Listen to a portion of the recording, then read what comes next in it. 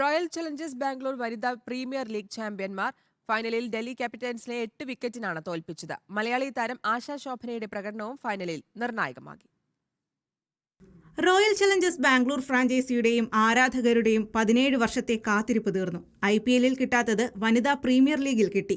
2ാം സീസണിൽ തന്നെ ചാമ്പ്യന്മാർ. മത്സരത്തിന്റെ ആദ്യ പകുതിയിലെ ബാംഗ്ലൂർ ജയമുറപ്പിച്ചു. മൊളീനക്സും ആശാ ശോഭനയും ശ്രേയങ്ക പാട്ടീലും ചേർന്ന് ഡൽഹിയെ 113 റൺസിൽ ഒതുക്കി. പർപ്പിൾ ക്യാപ്പ് സ്വന്തമാക്കിയ ശ്രേയങ്ക പാട്ടീൽ ഫൈനലിൽ 4 വിക്കറ്റുകൾ വീഴ്ത്തി. മൊളീനക്സ് 3-ഉം മലയാളി താരം ആശാ ശോഭന 2 വിക്കറ്റും വീഴ്ത്തിയതോടെ ഡൽഹി തകർന്നടിഞ്ഞു.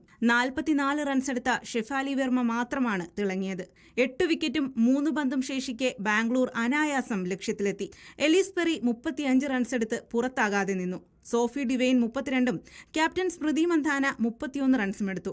ബാംഗ്ലൂരിന് നഷ്ടമായ 2 വിക്കറ്റുകളിലൊന്ന് മലയാളി താരം മിന്നുമണിക്കായിരുന്നു. മന്ദാനയെ പുറത്താക്കി മിന്നു ക്യാപിറ്റൽസിന് നേരിയ പ്രതീക്ഷ നൽകിയെങ്കിലും ജയത്തിലെത്തിയില്ല. Sports desk reporter.